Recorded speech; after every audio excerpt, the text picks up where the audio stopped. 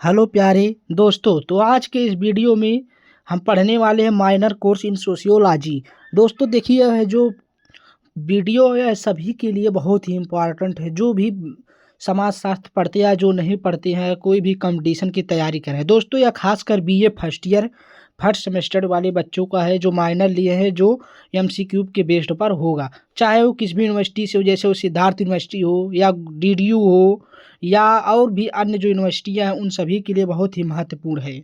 तो दोस्तों देखिए, इसमें लगभग 200 से ज़्यादा प्रश्न है। दोस्तों यह जो 200 प्रश्न है बहुत ही गजब प्रश्न है, इससे बाहर कहीं नहीं आने वाला है आपके एमसीक्यू बेस्ड पेपर में। तो चलिए बिना समय गवाए हम वीडियो को चालू करते हैं। तो दोस्तों देखिए, यहाँ पर समाज शास्त्र क्या है। दोस्तों देखिए, यहाँ पर पहला प्रश्न है, समाज शास्त्र क्या है। दोस्तों जो समाज शास्त्र वह समाज का है। जो दोस्तों समाज शास्त्र वह समाज का है।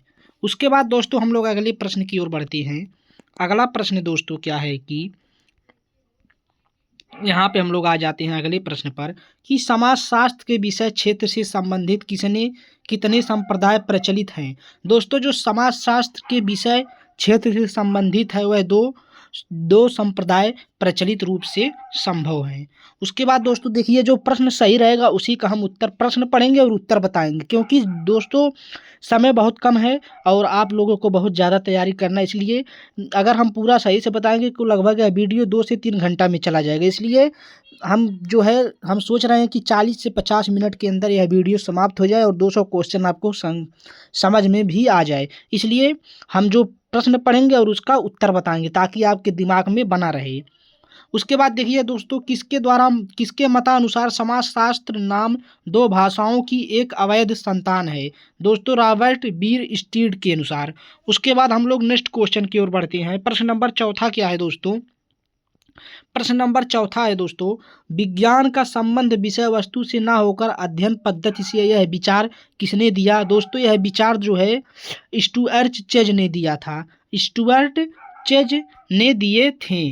उसके बाद दोस्तों हम लोग नेक्स्ट क्वेश्चन की ओर बढ़ने वाले हैं। नेक्स्ट क्वेश्चन है दोस्तों, प्रिंसिपल ऑफ सोशियोलॉजी किसके द्वारा लिखी गई है। दोस्तों जो प्रिंसिपल ऑफ सोशियोलॉजी है वह स्पेंसर द्वारा लिखा गया है। उसके बाद हम लोग प्रश्न नंबर 6वें की ओर बढ़ते हैं। प्रश्न नंबर 6 क्या है दोस्तों। प्रश्न नंबर 6 है कि समाजशास्त्र के उद्भव में निम्नलिखित में से कौन से कारक उत्तरदायी हैं। दोस्तों जो समाजशास्त्र के उद्भव में सबसे महत्वपूर्ण कारक कौन सा है। इसमें दोस्तों देखिए, अय व बै दोनों, अय और बै दोनों, यहाँ पर दोस्तों दै वाला सही हो जाएगा। देखिए फ्रांसीसी क्रांति है और औद्योगिक क्रांति है। उसके बाद हम लोग प्रश्न नंबर 7वें की ओर बढ़ रहे हैं। प्रश्न नंबर 7वां है दोस्तों, किसने कहा है वस्तुनिष्ठता निष्पक्षता से प्रमाण का परीक्षण करने की इच्छा और योग्यता है। किसने कहा है वस्तुनिष्ठता निष्पक्षता से प्रमाण का परीक्षण करने की इच्छा और योग्यता है। यह दोस्तों ग्रीन जी ने कहे थे। उसके बाद हम लोग नेक्स्ट क्वेश्चन की ओर बढ़ते हैं। प्रश्न नंबर 8वां क्या है, निगमन विधि में हम चलते हैं। निगमन विधि में दोस्तों हम लोग सामान्य से विशिष्ट की ओर चलते हैं। दोस्तों जो भी प्रश्न है वो सब पूछा गया प्रश्न है, आप लोग देख सकते हैं डीडीयू, उसके बाद एसयू और जेकेपी, इस सभी प्रश्न दोस्तों ये सब प्रश्न बहुत ही इम्पोर्टेंट है, आप लोग बस ध्यान से देखिएगा। यहाँ पर देखिए दोस्तों, निम्नलिखित में से कौन सा एक नाम सम्मानात्मक संप्रदाय से संबंधित है। दोस्तों यहाँ पर ऑप्शन ए हो जाएगा सोरोकिन। उसके बाद हम लोग प्रश्न नंबर 10वें की ओर बढ़ते हैं। प्रश्न नंबर 10वां क्या है दोस्तों, जेमिन शाफ्ट एवं जेसन शाफ्ट की अवधारणाएं किसकी है। जेमिन शाफ्ट और जेसल शाफ्ट की अवधारणा दोस्तों टनीज का है। उसके बाद हम प्रश्न नंबर 11 की ओर बढ़ते हैं। प्रश्न नंबर 11 दिया है दोस्तों, पुस्तक व्हाट इन सोशियोलॉजी की सोशियोलॉजी क्या है, समाजशास्त्र क्या है, किसने लिखा था, लेखक कौन है दोस्तों, इसका लेखक कौन है। 11 प्रश्न नंबर का, प्रश्न नंबर 11 का दोस्तों यहाँ से अब हम लोग आ जाते हैं। इसका दोस्तों व्हाट इज सोशियोलॉजी के लेखक हैं एलेक्स इनकेल्स। कौन है दोस्तों, एलेक्स इनकेल्स हैं। उसके बाद हम लोग प्रश्न नंबर 12 की ओर बढ़ रहे हैं। किसने समाजशास्त्र की विषय सामग्री को सामाजिक स्वरूप शास्त्र, सामाजिक नियंत्रण, सामाजिक विधि विधियंकी एवं सामाजिक प्रक्रियाओं में विभाजित किया है। दोस्तों यह कौन विभाजित किए थे? जिन्सबर्ग। किसने विभाजित किए थे? जिन्सबर्ग ने विभाजित किए थे। उसके बाद हम प्रश्न नंबर 13 की ओर बढ़ रहे हैं। प्रश्न नंबर 13 क्या है दोस्तों? पुस्तक the rules of the sociological method के लेखक कौन है? पुस्तक the rules of the sociological method के लेखक हैं दोस्तों दुर्खीम। कौन है दोस्तों? दुर्खीम है। उसके बाद दोस्तों देखिए प्रश्न नंबर 14 क्या है? प्रश्न नंबर 14 दिया है कि समाजशास्त्र को सामाजिक स्थानिकी और सामाजिक गतिकी के रूप में किसने विभाजित किया? अगस्त कोंत ने किए थे। उसके बाद प्रश्न नंबर 15 है, समाजशास्त्र सामाजिक व्यवस्था और सामाजिक प्रगति का विज्ञान है, यह किसने कहा था? अगस्त कोंत द्वारा कहा गया था। उसके बाद हम प्रश्न नंबर नेक्स्ट की ओर बढ़ते हैं। प्रश्न नंबर 16 की ओर, द स्टडी ऑफ मैन क्या है दोस्तों? द स्टडी ऑफ मैन पुस्तक किसने लिखी है? राल्फ लिंटन द्वारा लिखा गया है। राल्फ लिंटन द्वारा। उसके बाद प्रश्न नंबर 17 की ओर हम लोग बढ़ रहे हैं। प्रश्न नंबर 17 क्या है दोस्तों? निम्नलिखित में से कौन समाजशास्त्री नहीं है? दोस्तों जो समाजशास्त्री नहीं हुआ है डार्विन नहीं है। और यहाँ देखिए स्पेंसर भी समाजशास्त्री हैं, बोटोमोर भी हैं, जिसबर्ड भी हैं, और जो डार्विन है दोस्तों वह समाजशास्त्री नहीं है। उसके बाद प्रश्न नंबर 18 की ओर हम लोग बढ़ रहे हैं। समाजशास्त्र अन्य सामाजिक विज्ञानों की ना तो गृहस्वामिनी है और ना ही उसकी दासी, वरन उनकी बहन मानी जाती है। यह कथन किस विद्वान द्वारा दिया गया है दोस्तों? यह कथन जो है बर्न्स एवं बेकर द्वारा दिया गया है। उसके बाद हम प्रश्न नंबर 19 की ओर बढ़ रहे हैं। प्रश्न नंबर 19 क्या है दोस्तों?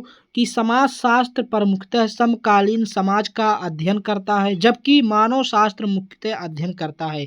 दोस्तों जो समाजशास्त्र होता है वह समकालीन समाज का अध्ययन करता है, और जो मानव शास्त्र होता है वह आदिम समाज का अध्ययन करता है। उसके बाद हम प्रश्न नंबर 20 की ओर बढ़ रहे हैं। प्रश्न नंबर 20 क्या है दोस्तों? निम्नलिखित में से कौन सा एक सामाजिक संबंध निर्धारित करता है? दोस्तों निम्नलिखित में से कौन सा एक सामाजिक संबंध निर्धारित करता है? वह है आमने सामने का संबंध। आमने सामने का संबंध दोस्तों सामाजिक संबंध का निर्धारण करता है। उसके बाद प्रश्न नंबर 21 क्या है? प्रश्न नंबर 21 दोस्तों है, किसने कहा कि समाजशास्त्र और मानव शास्त्र जुड़वा बहने हैं? किसने कहा दोस्तों? किसने कहा कि समाजशास्त्र और मानव शास्त्र जुड़वा बहने हैं? एल क्रोबर ने कहा था। उसके बाद दोस्तों यहाँ पर है अगला प्रश्न कि समाजशास्त्र अन्य सामाजिक विज्ञानों की ना तो गृहस्वामिनी है और ना ही उसकी दासी, वरन उनकी बहन मानी जाती है। कथन किसके द्वारा कहा गया था दोस्तों? यह कथन दोस्तों प्रश्न नंबर क्या है? प्रश्न नंबर 22। हाँ, यह कथन दोस्तों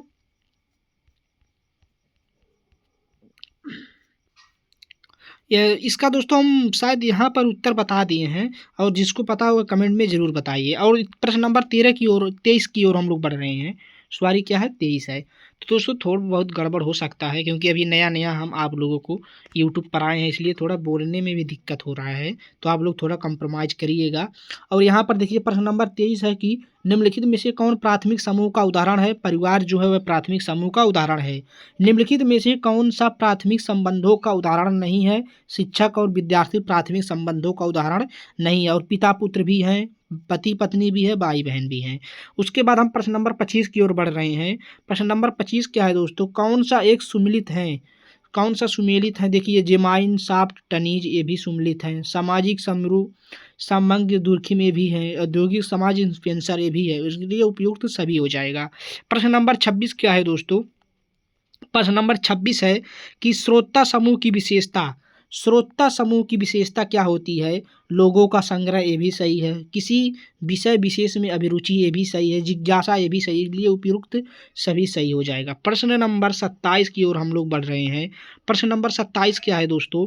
कि किसने सामाजिक समूह को उदग्र एवं क्षैतिज समूह में वर्गीकृत किया है? तो दोस्तों यह किए हैं मिलर ने। उसके बाद हम प्रश्न नंबर 28 की ओर बढ़ रहे हैं।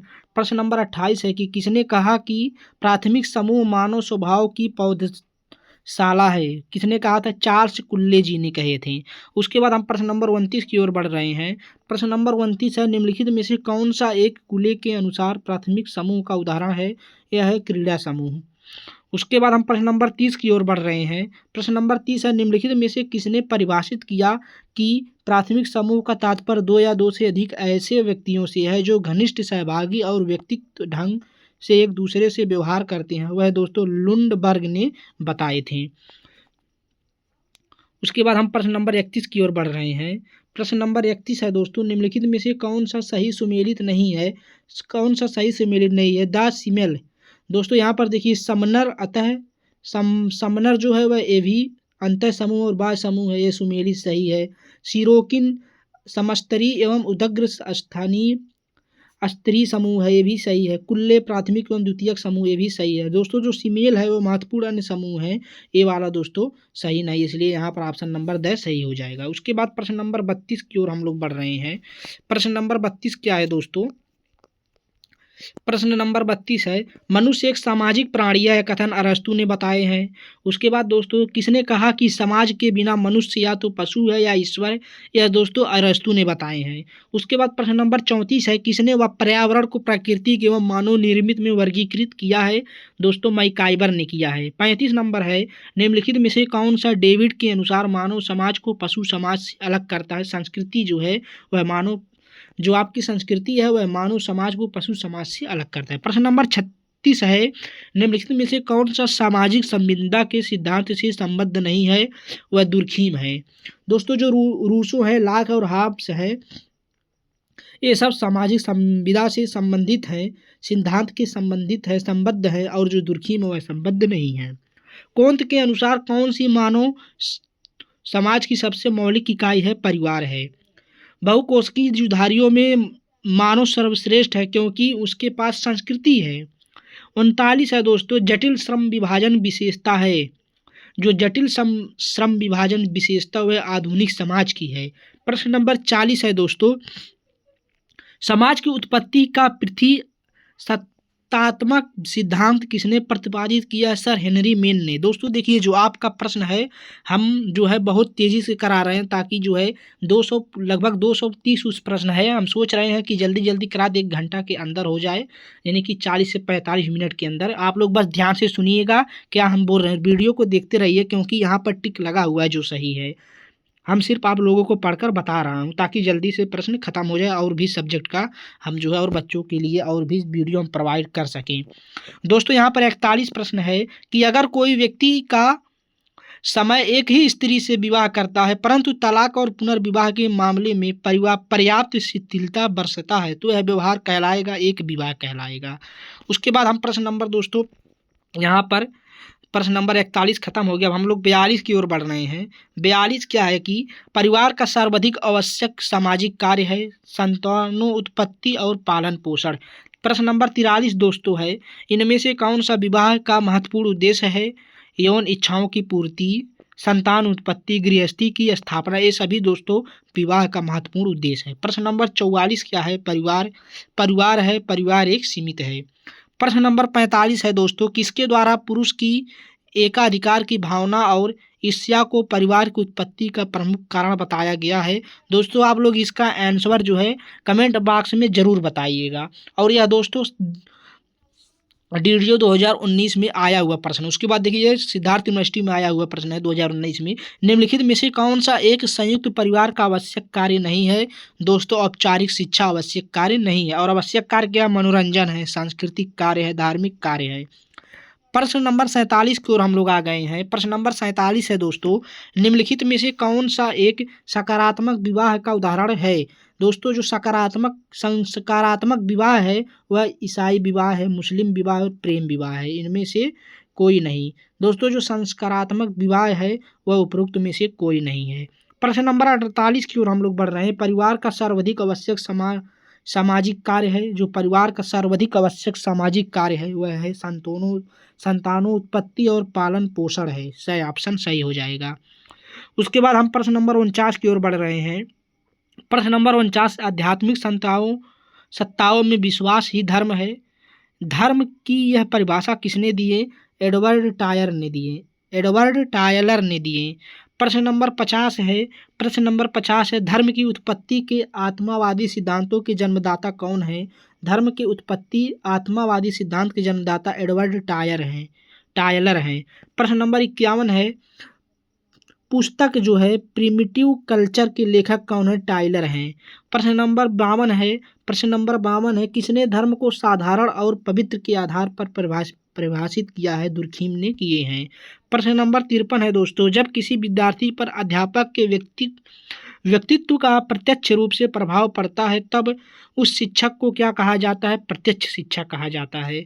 उसके बाद प्रश्न नंबर हम लोग दोस्तों 54 की ओर बढ़ रहे हैं। प्रश्न नंबर 54 क्या है दोस्तों, जब किसी विद्यार्थी को किसी विशेष विषय की शिक्षा देकर उसे किसी विशेष कार्य या व्यवहार या व्यवसाय के लिए तैयार किया जाता है तो उसे विशिष्ट शिक्षा कहते हैं। प्रश्न नंबर 55 क्या है? प्रश्न नंबर 55 है, जब बिना किसी उद्देश्य के शिक्षा प्रदान की जाती है तो वह शिक्षा के अंतर्गत आती है, निषेधात्मक शिक्षा के अंतर्गत आती है। प्रश्न नंबर 56 है, जब व्यक्ति समाज में रहकर अनुकरण और अनुभव के द्वारा शिक्षा प्राप्त करता है तो वह शिक्षा कहलाता है, अनौपचारिक शिक्षा कहलाता है। प्रश्न नंबर 57 है, जब अध्यापक विद्यार्थी पर प्रभाव डालने के लिए साधनों का सहारा लेता है तो उसे अप्रत्यक्ष शिक्षा कहा जाता है, अप्रत्यक्ष शिक्षा कहा जाता है। 58 है दोस्तों, किस विद्वान के मतानुसार सांस्कृतिक पर्यावरण का मानव निर्मित भाग है? हर्षकोविटस के। प्रश्न नंबर 59 है दोस्तों, सांस्कृतिक विडंबना का सिद्धांत किस विद्वान ने दिया? आगबर्न ने दिए थे। प्रश्न नंबर 60 है, बहुकोषीय जीवधारियों में मानव सर्वश्रेष्ठ है क्योंकि उसके पास है संस्कृति है। प्रश्न नंबर 61 है, कल्चर सोशियोलॉजी नामक पुस्तक किसके लेखक हैं? कल्चर सोशियोलॉजी नामक पुस्तक के लेखक दोस्तों जेपी गिलन एवं जेएल गिलिन हैं। प्रश्न नंबर 62 है, निम्नलिखित में से कौन सा संस्कृति का तत्व नहीं है? परिवार सही हो जाएगा। परिवार जो है संस्कृति का तत्व नहीं है और मूल पहनावा व्यवहार के ढंग ये सब संस्कृति का तत्व है। प्रश्न नंबर 63 है दोस्तों, निम्नलिखित में से कौन सा गलत है? निम्नलिखित में से कौन सा गलत? सांस्कृतिक एक व्यक्तित्व तथ्य है, ये गलत है। और देखिए संस्कृति मानव निर्मित है, सही है। सांस्कृतिक सामाजिक विरासत ये भी सही है और सांस्कृतिक जीवन जीने की एक विधि ये भी सही है। जो दोस्तों संस्कृति एक व्यक्तित्व तथ्य है ये गलत है। प्रश्न नंबर 64 की ओर हम लोग बढ़ रहे हैं। प्रश्न नंबर 64 है दोस्तों, सांस्कृतिक विलंबन का अर्थ है, जो सांस्कृतिक विलंबन का अर्थ होता है भौतिक और अभौतिक संस्कृतियों के मध्य अंतराल, ये वाला सही हो जाएगा, ऑप्शन नंबर द। प्रश्न नंबर 65 है, भौतिक एवं अभौतिक संस्कृति की अवधारणा किसने दी है? आगबर्न ने दिए हैं। किसने कहा संस्कृति पर्यावरण का मानव निर्मित भाग है? हर्षकोविटस ने कहा था। प्रश्न नंबर 67 है, निम्नलिखित में से कौन सा एक अभौतिक संस्कृति का उदाहरण है? दोस्तों जो अभौतिक संस्कृति का उदाहरण वह है अनुष्ठान है। प्रश्न नंबर 68 है, संस्कृति के बारे में कौन सा कथन सही है? संस्कृति परिवर्तनशील होता है। जनजातियों द्वारा उच्च हिंदू जातियों के व्यवहार को अपनाने की प्रक्रिया को व्यक्त किया जाता है। दोस्तों देखिए, धर्मनीकरण द्वारा, पश्चिमीकरण द्वारा, धर्म निरपेक्षीकरण से, इनमें से कोई नहीं सही हो जाएगा। प्रश्न नंबर 70 है, कौन सा कथन संस्कृति की विशेषता के लिए गलत है? दोस्तों कौन सा कथन संस्कृति की विशेषता के लिए गलत है? यहाँ पर ऑप्शन नंबर 6 सही हो जाएगा। प्रत्येक समाज की संस्कृति एक जैसी होती है, ये वाला गलत हो जाएगा। प्रश्न नंबर 71 है दोस्तों, मैकाइवर एवं पेज ने किस प्रकार से संघर्ष का उल्लेख किया है? प्रत्यक्ष एवं अप्रत्यक्ष दोनों प्रकार के संघर्षों को। समाज संघर्ष मिश्रित सहयोगी है, ये विचार मैकाइवर एवं पेज के अनुसार कहा गया है। प्रश्न नंबर 73 है, प्रक्रिया जिसके द्वारा एक विशिष्ट समूह के सांस्कृतिक तत्व दूसरे समूह में फैलते हैं कहलाती है विसरण कहलाता है। दोस्तों बहुत ही फास्ट हम आप लोगों को बता रहे हैं, इसलिए आप लोग थोड़ा कंप्रोमाइज़ करिएगा। उसके बाद हम प्रश्न नंबर 74 की ओर आ गए हैं ताकि आप लोगों को कम समय में जो है ज़्यादा पढ़ सकें।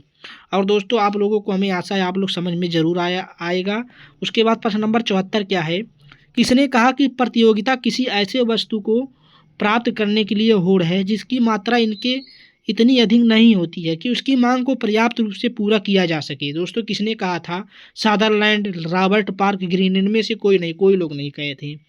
प्रश्न नंबर 75 है, प्राथमिक द्वितीयक एवं तृतीयक सहयोग में भेद किसने किया है? ग्रीन ने किया है। प्रश्न नंबर 76 है, निम्नलिखित में से कौन सा एक सामाजिक प्रक्रिया नहीं है? संवेदनशीलता है। जो संवेदनशीलता वह सामाजिक प्रक्रिया नहीं है। निम्नलिखित में से किसने सहयोग को प्रत्यक्ष एवं अप्रत्यक्ष सहयोग में वर्गीकृत किया गया है? माइकाइवर एवं पेज ने। 78 है, निम्नलिखित में से कौन संरचनात्मक प्रकार्यात्मक पद्धति से संबंधित है? उपयुक्त सभी। स्पेंसर भी है, दुर्खीम भी है, रेडक्लिज ब्राउन भी है, इसलिए उपयुक्त सभी हो जाएंगे। प्रश्न नंबर 79 है, जब प्रतिस्पर्धा अपने नियमों का अनुपालन नहीं करती है तब वह रूपांतरित हो जाती है, संघर्ष में रूपांतरित हो जाती है। ऑप्शन नंबर, उसके बाद हम लोग प्रश्न नंबर 80 की ओर बढ़ रहे हैं। रूथ बेंडिक्स का नाम निम्न में से किस अवधारणा के साथ जुड़ा है? दोस्तों, जो रूथ बेंडिक्स का नाम है वह सांस्कृतिक प्रतिमान की अवधारणा से जुड़ा है। प्रश्न नंबर 81 है, परिस्थिति एवं भूमिका शब्दों का प्रयोग सर्वप्रथम किसने अपनी पुस्तक राजनीति में किया? अरस्तु ने किया। प्रश्न नंबर 82 है, निम्नलिखित में से कौन सी प्रदत्त परिस्थिति नहीं है? मातृत्व है। प्रश्न नंबर 83 है, परिस्थिति एवं भूमिका की विस्तृत व्याख्या सर्वप्रथम की समाजशास्त्री ने की थी? राल्फ लिंटन ने किए थे। प्रश्न नंबर 84 है, किस समाजशास्त्री ने परिस्थिति को परिभाषित करते हुए उल्लेख किया है कि किसी विशेष व्यवस्था में कोई व्यक्ति निर्दिष्ट समय में जो स्थान प्राप्त करता है उस व्यवस्था के अनुसार वह उसकी परिस्थिति की ओर संकेत करता है? दोस्तों, इसका सही उत्तर क्या हो जाएगा? 84 का।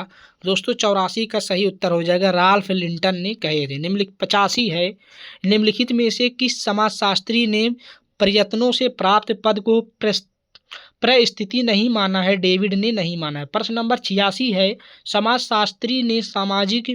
किस समाजशास्त्री ने सामाजिक परिस्थिति के स्थान पर स्टैंडिंग शब्द को अधिक उपयुक्त माना है? मार्शल ने माना है। किस सामाजिक शास्त्री का कहना है कि सामाजिक परिस्थिति सामान्यतः उस पद के रूप में समझी जाती है जो एक व्यक्ति समाज में प्राप्त किए होता है? आग बर्न एवं निम काफ ने। प्रश्न नंबर 88 है, किस समाजशास्त्री ने कहा है कि सामान्यतः एक परिस्थिति समाज अथवा समूह में एक पद है? ऑप्शन नंबर क सही हो जाएगा, रॉबर्ट बीर स्टीड ने। प्रश्न नंबर 89 है, किस समाजशास्त्री का विचार है कि सामाजिक परिस्थितियों का संबंध जन रीतियों एवं रूढ़ियों से होता है? ये समाज होती है और इनका ज्ञान सभी को होता है? किंगसल डेविड ने। प्रश्न नंबर 90 है, ऑफिस एक ऐसी परिस्थिति होती है जो अर्जित होती है। प्रश्न नंबर 91 है, एक समाज में एक व्यक्ति द्वारा कई परिस्थितियां धारण करना मार्टन के अनुसार कहलाता है परिस्थिति प्रतिमान। 92 प्रश्न नंबर है, परिस्थितियों का विभाजन प्रदत्त तथा अर्जित परिस्थिति के रूप में किसने किया? राल्फ लिंटन ने। प्रश्न नंबर 93 है, किसका कथन है कि समाज व्यक्ति की अपेक्षा उसकी परिस्थिति में अधिक रुचि रखता है? ऑप्शन नंबर ख सही हो जाएगा, आग बर्न एवं निफ काप। दोस्तों देखिए, जिनको ज़्यादा फास्ट वीडियो लग रहा होगा वह सेटिंग से थोड़ा स्लो कर लेगा जो स्पीड है और उसको समझ में आ जाएगा। दोस्तों, अगर ज़्यादा फास्ट में हम पढ़ा रहे होंगे तो भी बताइएगा कमेंट में ज़रूर। उसके बाद हम प्रश्न नंबर 94 की ओर बढ़ रहे हैं। प्रश्न नंबर 94 है, भूमिका की अवधारणा का प्रयोग सर्वप्रथम कहाँ किया गया? सर्वप्रथम मनोविज्ञान में किया गया। प्रश्न नंबर 95 है, किसका कथन है कि भूमिका वह कार्य है जिसे वह व्यक्ति प्रत्येक परिस्थिति के अनुरूप निभाता है? यहाँ पर इलियट एवं मैरेल ने कहे थे। प्रश्न नंबर हम लोग 96 की ओर बढ़ रहे हैं। प्रश्न नंबर 96 है दोस्तों, किस समाजशास्त्री के अनुसार भूमिका किसी भी व्यक्ति का समूह में वह अपेक्षित कार्य का व्यवहार है जो सामाजिक या संस्कृति के द्वारा परिभाषित किया गया है? फेयर चाइल्ड ने। प्रश्न नंबर 97 है, प्रथागत कानून मुख्यतः पाए जाते हैं जनजाति एवं कृषक समाज में।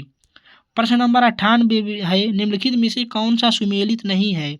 सामाजिक समझौते का सिद्धांत दुर्खिम या दोस्तों सुमेलित नहीं है, और पद एवं भूमिका लिंटन ने, संघर्ष का सिद्धांत मार्क्स ने, और जनरीतिया का सिद्धांत समनर ने बताए थे। प्रश्न नंबर 99 है, निम्नलिखित में से कौन सी जनरीति की विशेषता नहीं है? वैधानिक प्रावधान। प्रश्न नंबर 100 है, निम्नलिखित में से कौन सा सामाजिक प्रतिमान का उदाहरण नहीं है? मुहावरे। दोस्तों देखिए, आज इस वीडियो में हम 100 क्वेश्चन बता रहे हैं, उसके बाद कमेंट में ज़रूर बताइए कि यह वीडियो आप लोगों को जो है ज़्यादा तेज लगा हो। अगर तो ज़्यादा तेज लगा हो, इसका हम पार्ट टू में हम थोड़ा आराम से आप लोगों को बताएंगे। दोस्तों यह वीडियो अपने दोस्तों तक शेयर जरूर करिए। अब हम मिलते हैं नेक्स्ट वीडियो में, तब तक के लिए जय हिंद, बाय बाय।